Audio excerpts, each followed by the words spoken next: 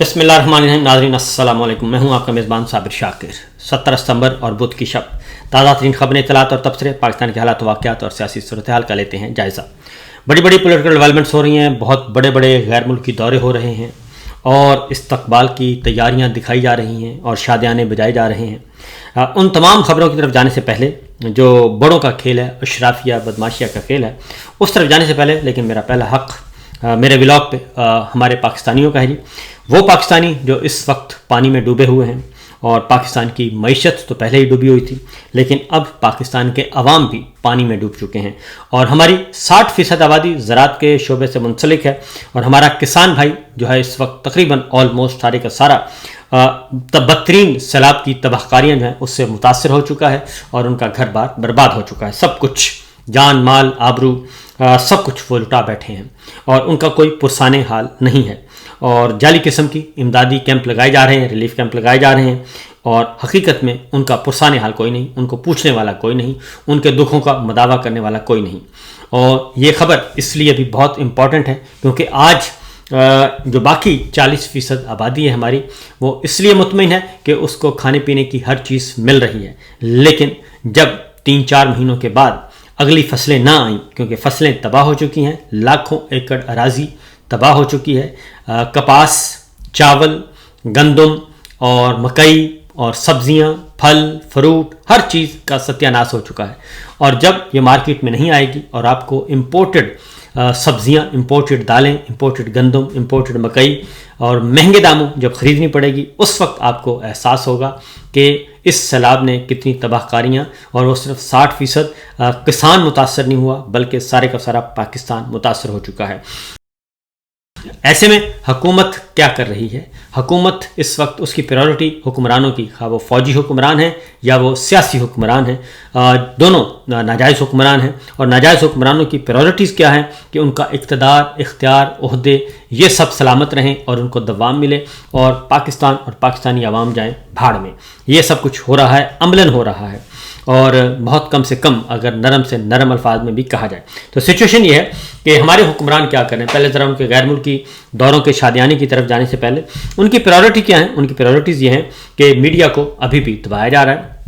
अभी हमारे दोस्त हैं काशिफ अब्बासी साहब, उन्होंने आज ट्वीट किया, उन्होंने कहा कि जनाब उनकी अहलिया मेहर बुखारी साहबा, जो कि ख़ुद हमारी बहन है, वो गई बैंक में अपने अकाउंट के, तो पता चला कि FIA के हुक्म पर उनका अकाउंट फ्रीज़ किया जा चुका है।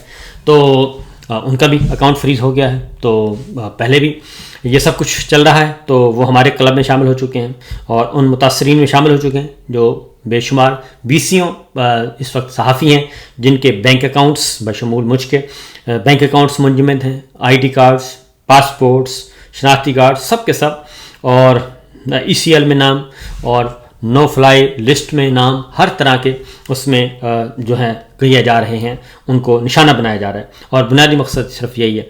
तो एक बात मैं ज़रूर कहूँगा कि जब तक आप मुत्तहिद नहीं होंगे और मुत्तहिद होकर डिक्टेटर के ख़िलाफ़ खड़े नहीं होंगे, तो वो एक एक करके सब की बारी आनी है। और जो कल खामोश थे वो आज निशाना बन रहे हैं, और जो आज खामोश हैं वो आने वाले कल को निशाना ज़रूर बनेंगे, क्योंकि डिक्टेटर जो है उसको किसी किस्म की किसी का एहसास नहीं है। वो उस वक्त तक आप पे खुश रहेगा, वो जब तक आप इस्तेमाल होते रहेंगे। जिस दिन आप इनकार कर देंगे और जिस दिन आप हल्की सी चूं चुरां करेंगे, तो डिक्टेटर की नज़र में आप भी नेगेटिव लिस्ट में आपको भी डाल दिया जाएगा, और ये सब के सब इस लिस्ट में आने हैं।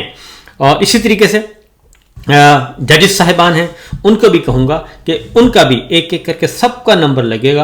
वो सरफराज डोगर हैं या याहिया अफरीदी हैं या फिर ये बाकी जितने भी जजेस हैं जो उनके अहकामात बजा ला रहे हैं, उनका भी नंबर लगेगा और एक एक करके सबको रुसवाइयों के अलावा और कुछ नहीं मिलना। यही काम वकला के साथ होगा। आज वकला खामोश हैं तो कल जो वकला बाकी बचे हैं उनका भी नंबर लग जाएगा और उनके साथ भी यही सलूक होगा। और यही काम पॉलिटिशियंस के साथ होगा। पॉलिटिशियंस जो आज मज़े लूट रहे हैं उनके साथ भी आने वाले दिनों में यही कुछ होगा। तो लिहाजा हम देख रहे हैं कि एक एक करके सबकी बारी आ रही है और डिवाइड एंड रूल ये पुराना फार्मूला है जी कि तकसीम करो और हुकूमत करो। تو یہ سب کچھ ہو رہا ہے. تو بہرحال یہ اس وقت تک ہوتا رہے گا جب تک آپ متحد ہو کر اس ڈکٹیٹرشپ کے خلاف کھڑے نہیں ہوں گے. اور اس کا ایک ہی حل ہے کہ جناب صدا بلند کریں اور اپنی اپنی استطاعت کے مطابق کریں. اور کیونکہ یہ حکومت، یہ جو ناجائز حکومت ہوتی ہے، ناجائز حکمران، ان کے پاؤں کے تلے پہ زمین نہیں ہوتی، بلکہ یہ انتہائی ڈرپوک اور بزدل لوگ ہوتے ہیں. یہ طاقت اور اقتدار اور اختیار کے نشے میں بدمست ہوتے ہیں، اور وہ اس وقت تک یہ بدمست رہتے ہیں جب تک آگے سے مزاحمت نہ ملے. اور وکلا تحریک چلی تھی، آپ کو معلوم ہے، وکلا تحریک نے پھر سب کو برابر کر دیا تھا. تو اس ویسی ہی تحریک کی دوبارہ ضرورت ہے. تو بڑھتے ہیں جناب آگے، کیونکہ مفتی منیب صاحب ہیں، وہ پہلے بھی میدان میں آئے اور اب پھر مفتی منیب صاحب میدان میں آئے ہیں. اور انہوں نے جسٹس جہانگیری صاحب کا سپورٹ کرنے کے بجائے اس وقت وہ ملٹری اسٹیبلشمنٹ کے ساتھ کھڑے ہیں. کیونکہ مفتی منیب صاحب کا آپ کو معلوم ہے کہ وہ رویت ہلال کمیٹی کے چیئرمین تھے اور چاند دیکھا کرتے تھے، لیکن وہ چاند دیکھنے کی جو ذمہ داری ہے مفتی صاحب سے لے کے مولانا عبدالخبیر آزاد صاحب کو دے دی گئی، لاہور میں ہمارے دوست ہیں، ان کو دے دی گئی.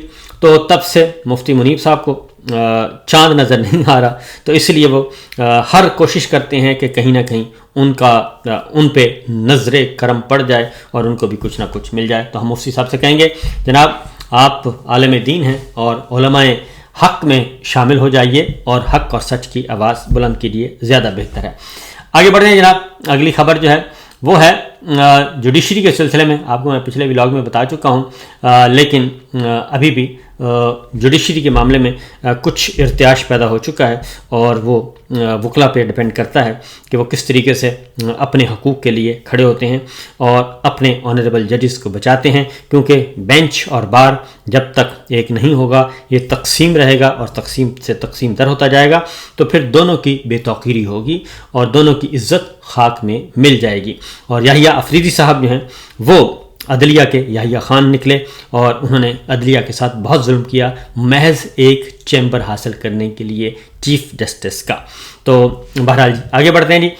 سچویشن یہ ہے کہ غیر ملکی دورہ جناب جنرل عاصم منیر صاحب، شہباز شریف صاحب اپنی بھاری بھرکم ٹیم کے ساتھ پہنچ چکے ہیں سعودی عرب، اور ان کا بھرپور استقبال کیا گیا اور ان کو فضا میں بلند کیا گیا.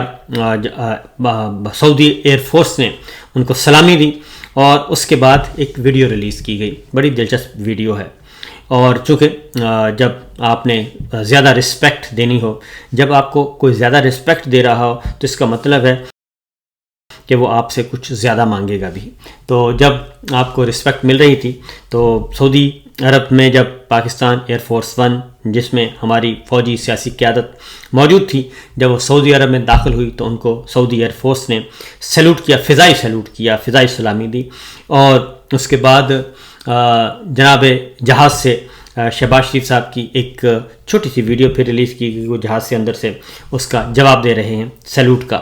تو نمبر 1. نمبر 2، تو شہباز شریف صاحب کاکپٹ میں جاتے ہیں اور پائلٹ کے ساتھ کھڑے ہو جاتے ہیں اور وہاں پہ پھر وہ اپنی کمنٹری کرتے ہیں. تو وہ شو یہ کر رہے ہیں کہ وہ اپنا بیان جو ہے وہ اپنا تعیناتی پیغام جو ہے وہ سعودی گورنمنٹ کو دے رہے ہیں، جبکہ آپ کو معلوم ہے کہ air traffic control, pilot to pilot, وہ جو ہے وہ pilot to air traffic control وہ آپس میں رابطے میں ہوتے ہیں، وہ فضائی رہنمائی کر رہے ہوتے ہیں. تو شہباز شریف صاحب بالکل عجیب و غریب قسم کی باتیں کرتے ہیں، حرکتیں کرتے رہتے ہیں پاکستان میں بھی. تو انہوں نے جہاز میں بھی وہی کام کیا، اور وہ انہوں نے اپنا، کیونکہ پیچھے کیمرہ کھڑا تھا، تار صاحب جو ہیں وہ ریکارڈ کر رہے تھے اور باقاعدہ طور پہ کاکپٹ میں جا کے وہ بول رہے ہیں. تو پیچھے سے پائلٹس کی جو آوازیں آ رہی ہیں، کراس ٹاک جو آ رہی ہے وہ آ رہی تھی، لینڈنگ کی بات ہو رہی تھی، تو وہ بھی ساتھ ساتھ چل رہی ہے. تو یہ اس طرح کی سچویشن ہے. تو میرا خیال ہے کہ ایسے لطیفے نہیں کرنے چاہیے. مریم صاحبہ بھی اس طرح کے لطیفے کرتی رہتی ہیں، اور اب شہباز شریف صاحب اندرون ملک تو ایسے لطیفے چل جاتے ہیں. تو آپ انٹرنیشنلی اس طرح کی باتیں کرتے ہیں، تو اس طرح کی حماقتیں کرتے ہیں تو وہ پکڑے جاتے ہیں. تو پھر آواز جو ہے وہ بند کر دی گئی پائلٹس کی، پھر الگ سے جو ہے وہ بیان ریکارڈ کروایا گیا اور وہ پھر پاکستانی میڈیا کو جاری کیا گیا. تو کہنے کا مطلب یہ ہے کہ اس طرح کی چھوٹی چھوٹی حرکتیں کرنے کا کوئی فائدہ نہیں ہوتا. انسان کو اپنی بات پہ اپنا ویسے ہی اپنی بات پہ جو وزن ہوتا ہے وہی صحیح ہوتا ہے. دوسری جانب عمران خان صاحب نے کچھ باتیں کی ہیں وہ بھی بہت امپورٹنٹ ہیں. عمران خان صاحب نے اپنی پارٹی سے کہا ہے کہ جناب آپ ان سے ڈرنا چھوڑ دیں, آپ جتنا ڈریں گے یہ اتنا کچلیں گے, اور جو میرے اور بشرا بی بی کے ساتھ ہو رہا ہے یہ مینٹل ٹارچر ہے, اور کتابیں نہیں دی جا رہی, بچوں سے بات نہیں کروائی جا رہی, میں یزیدیت اور فرعونیت کے سامنے سر نہیں جھکاؤں گا. اور میں نے الیکشن سے پہلے بھی پیشن گوئی کی تھی کہ P T I clean sweep کرے گی, اور ویسا ہی ہوا. اور اب عمران خان صاحب نے کہا کہ میں پیشن گوئی کر رہا ہوں کہ حالات سری لنکا, نیپال اور بنگلہ دیش کی طرف جا رہے ہیں, اور اس سے بھی بدتر صورتحال ہوگی, اس لیے اس سے پہلے اپنے آپ کو ٹھیک کر لیں تو زیادہ بہتر ہے. تحریک انصاف اب کھل کر اپوزیشن کرے ورنہ سیاسی قبریں تیار ہوں گی. اور یہ بات ان کی درست ہے کہ جو پاکستان تحریک انصاف کے لیڈرز, رہنما کبھی ادھر کبھی ادھر اور وکٹ کے چاروں طرف کھیلنے کی کوشش کر رہے ہیں, اور ان کی بھی سیاسی قبریں ہر صورت میں تیار ہیں. اور اسی لیے عمران خان صاحب کہہ رہے ہیں کہ یہ مڈ وکٹ پہ کھیلنا چھوڑ دیں اور اپنے تعلقات اسٹیبلشمنٹ سے بچانا چھوڑ دیں اور کھل کر آئیں اور جد و جہد کریں. انہوں نے کہا ہے کہ عدلیہ کو کنٹرول کرنے کے لیے 26ویں غیر آئینی ترمیم متعارف کرائی گئی اور میڈیا کو مکمل طور پر کنٹرول میں لیا گیا, جبکہ رول آف لا اور جمہوریت کا گلا گھونٹا گیا. اور خاص طور پر انہوں نے کہا کہ میں یزیدیت اور فرعونیت کے سامنے سر نہیں جھکاؤں گا خواہ کچھ بھی ہو جائے.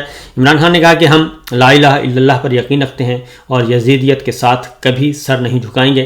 میں نے الیکشن سے پہلے پیشن گوئی کی تھی کہ میں P T I clean sweep کرے گی, اور ویسا ہی ہوا.